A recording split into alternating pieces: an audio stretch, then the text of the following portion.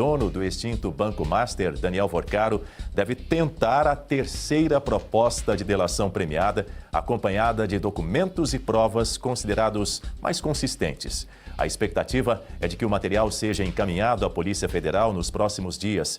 Familiares do ex-banqueiro iniciaram a busca por um novo advogado para assumir a defesa de Daniel.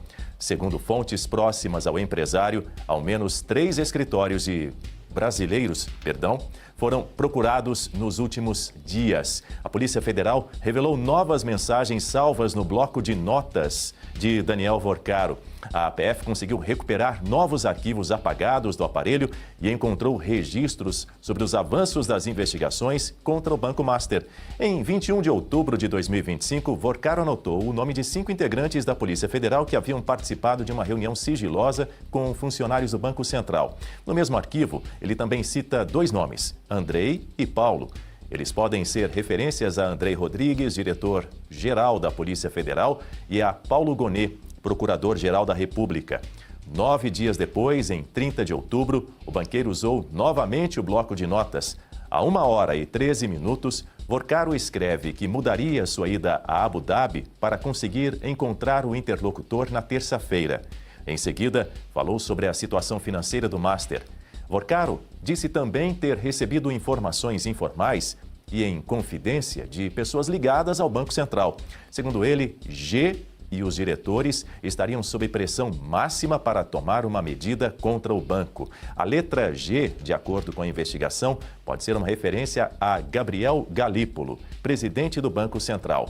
Vorcaro também escreveu que o BC estaria sendo pressionado pela PF e pelo Ministério Público, que alegariam estar prestes a fazer algo contra ele.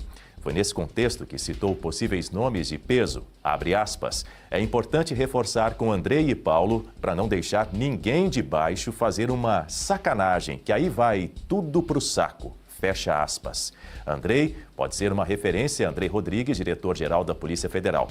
Paulo pode ser uma referência a Paulo Gonet, procurador-geral da República, e a PF afirma que essas notas foram apagadas poucos minutos depois de serem registradas e só apareceram na extração dos dados do celular. Pouco menos de 40 minutos depois da primeira nota, houve outro registro de Vorcaro, em que ele escreve ao interlocutor, abre aspas, tudo de importante no final fica no seu colo, fecha aspas. Depois, elogiou a pessoa, aspas novamente. Seu legado para o Brasil será eterno, fecha aspas. Na mesma mensagem, disse ver chance real de sair ainda mais forte e afirmou que era preciso, abre aspas novamente, bloquear essas sacanagens, fecha aspas, porque havia muita gente querendo que não desse certo. Hora de receber nossos analistas de política nessa manhã, aqui no Jornal da Oeste, primeira edição. O Vorcaro já trocou de advogado um punhado de vezes, já pelo menos umas 2 vezes que eu me lembro. Agora tem aí uma nova promessa de delação mais robusta. A primeira seria robusta, a segunda seria também. Será que a terceira vai? Será que a PF tem motivos para acreditar que o Vorcaro pode trazer, enfim, algo diferente do que já foi apresentado anteriormente? Daniel, motivos não tem, né? Pelo contrário, como você bem trouxe, já foram 2 propostas de colaboração premiada negadas e pelos mesmos motivos. Omissão, falta de robustez, e é algo que eles prometem e não cumprem. Então, assim, os advogados, de fato, serão substituídos novamente e, claro, uma nova estratégia vindo por aí. Mas acredito que a principal estratégia está nas mãos do Vorcaro, né? Que é ganhar tempo. Já se passaram quase 8 meses, né? A primeira prisão dele foi em novembro, então nós já estamos aqui terminando o mês de junho, mês 6, e não vimos nada revelador, nada do que a polícia e nós também já estamos sabendo.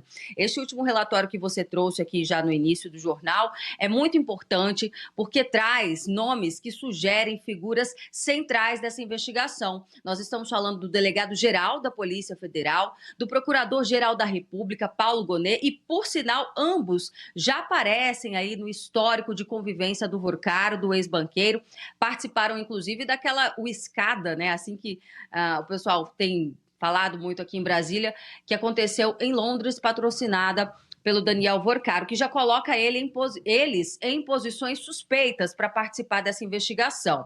E tem também o Gabriel Galípolo. Agora, em relação a essa nova proposta, o que a Polícia Federal pode esperar, né? E que pode garantir talvez algum benefício ao Daniel Vorcaro? Informações que liguem ao que se espera em relação ao presidente da República, o presidente Lula. Nós já estamos avançando no caso do PT na Bahia, né? Isso é um ponto importante, mas as informações que eu tenho é que nessas últimas propostas do Vorcaro, ele em nenhum momento, por exemplo, citou os encontros fora da agenda no Palácio do Planalto, onde estavam justamente essas pessoas, né? O próprio diretor-geral da Polícia Federal e Gabriel Galípolo, presidente do Banco Central. Então vamos aguardar agora quem será o novo nome. Já existem aí alguns advogados famosíssimos no país, criminalistas importantes, o que deve se concretizar ainda nesta semana. Daniel, acompanhar então. E eles, o advogado do Mauro Cid, o César Roberto Bittencourt, também está nessa lista aí, como um dos procurados, vamos dizer assim, pela família do Daniel Vorcaro, para poder defendê-lo. Deixe-me receber também aqui o Marcelo Suano. Bom dia, Suano. Seja muito bem-vindo. Muito bom tê-lo conosco mais uma vez aqui no Jornal da Oeste, primeira edição. Além disso, que a Berenice já trouxe, algumas pessoas próximas ao dono do Master garantem aí a possibilidade, como uma das principais preocupações para que a família de Daniel Vorcaro buscasse aí uma outra defesa, seria porque Daniel Vorcaro está extremamente temeroso, preocupado em voltar para Papuda, muito assustado com essa possibilidade. Ele tem que se preocupar mesmo, por uma razão simples, porque ele sabe que o risco que ele corre, talvez na Papuda, seja maior do que ele correria no local em que ele está e talvez maior do que ele correria se estivesse na rua. O Brasil é um local em que você corre risco de morte a qualquer segundo, basta que você atravesse uma rua. Ainda mais tendo justificativas para que essa morte aconteça sorrateiramente, em qualquer momento. Então ele deve se preocupar. Mas, para mim, o que tem de relevante, mais importante, foram 2 pontos que a Berenice trouxe. Ela trouxe na semana passada, em que ela disse o seguinte: é interessante que ele está demorando essa delação porque ele está protegendo pessoas que podem retirá-lo da cadeia.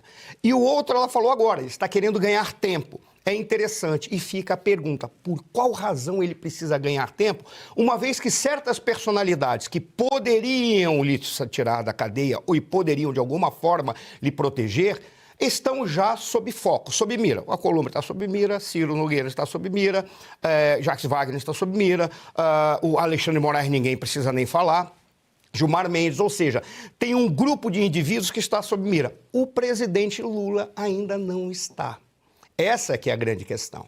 E onde que está o fato dele ganhar tempo? Eu não sei se ele terá fôlego para isso. Mas o sonho do Vorcaro seria ele ganhar tempo suficiente para ver se houve uma vitória do atual presidente nas eleições. Porque aí ele poderia utilizar, inclusive, esse tempo que ele alegaria estar sob tortura e julgaria utilizaria todo mundo que estaria sob mira nesse momento, que ele não quer delatar, o que ele não quer acrescentar. O grande problema para o Daniel Vorcaro ele ter a certeza de que ele será protegido. E isso talvez seja melhor depois de um resultado favorável para ele nas eleições. Essa talvez seja a jogada. O ganhar tempo é essencial, porque ele pode jogar dizendo que está sob tortura, ele pode jogar dizendo que ele tentou as delações e não foi, e por isso elas não vingaram, por vontade própria do André Mendonça, ele pode alegar o que ele quiser. Aí vai dizer, mas espera aí, e os fatos? Os fatos são irrelevantes no Brasil de hoje. O que interessa é a narrativa e o poder daquele que tem para usar essa narrativa a seu bel prazer. Ninguém tem mais poder para isso do que Alexandre de Moraes, Gilmar Mendes e Luiz Inácio Lula da Silva. Bom, já a gente vai receber aqui o nosso comentarista convidado, Dárcio Bracarense, mas agora vou para o telão para receber também, conversar com a Guta Pini a respeito desse episódio. Bom dia, Guta, mais uma vez. Sua análise. Olha, Daniel, eu imagino que a nossa audiência já está até um pouco cansada dessa história da delação do Vorcaro. Porque vai ou não vai, sai ou não sai, mas infelizmente eu vou trazer aqui uma notícia da lei. Ele pode fazer dezenas de propostas de delação premiada. A lei não coloca um limite para isso, até porque a delação premiada, na lei está como colaboração premiada, é um meio de obtenção de prova.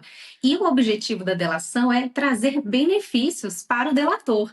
Então, é algo positivo para o Daniel Worcaro. Então, ele pode ficar fazendo as propostas. Agora, claro que a Procuradoria-Geral da República e a Polícia Federal não são obrigadas a acolher as suas alegações, a sua delação e encaminhar isso para o juiz da causa, que neste caso é o ministro André Mendonça. Agora, até mesmo depois da sentença condenatória, o delator pode fazer uma colaboração premiada. Certamente, nesse momento, os efeitos benéficos da delação, eles são menores, porque, afinal, toda uma persecução penal já aconteceu. Mas vejam só, até depois da sentença, nós poderemos ouvir ainda essa história de delação premiada. Agora, ao longo desse caminho, ainda que se faça uma colaboração premiada, ainda que esse acordo seja homologado, ele também pode ser rescindido, ou seja, ele pode ser cancelado, se no caminho dessa persecução penal se identificar que o delator